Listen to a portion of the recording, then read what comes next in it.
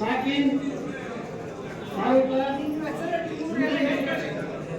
ಜಿಲ್ಲಾ ಆದ ನಾನು ಈಶ್ವರ ಹಾಗೂ ಶಿವಶರಣ ಹಡಪದ ಅಪ್ಪಣ್ಣನವರ ಹೆಸರಿನಲ್ಲಿ ಪ್ರಮಾಣ ವಚನ ಸ್ವೀಕರಿಸುವುದೇನೆಂದರೆ ಅಖಿಲ ಕರ್ನಾಟಕ ಹಡಪದ ಅಪ್ಪಣ್ಣ ಸಮಾಜ ಸೇವಾ ಸಂಘ ರಿಜಿಸ್ಟರ್ಡ್ ಬೆಂಗಳೂರು ಇದರ ಡ್ಯಾಶ್ ಹುದ್ದೆಗೆ ಹುದ್ದೆ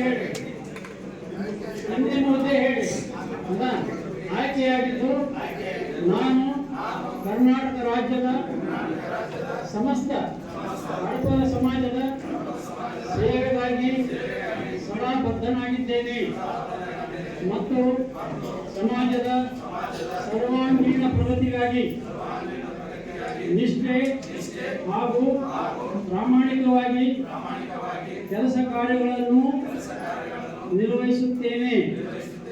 ಸಮಾಜ ಸೇವೆಯೇ ಈಶ ಸೇವೆ ಎಂದು ನಂಬಿದ್ದೇನೆ. ಸಮಾಜ ಹಾಗೂ ರಾಜ್ಯ ಸಂಘವನ್ನು ನನ್ನ ವೈಯಕ್ತಿಕ ಆಸಕ್ತಿಗಾಗಿ ಎಂದೂ ಬಳಸಿಕೊಳ್ಳುವುದಿಲ್ಲ.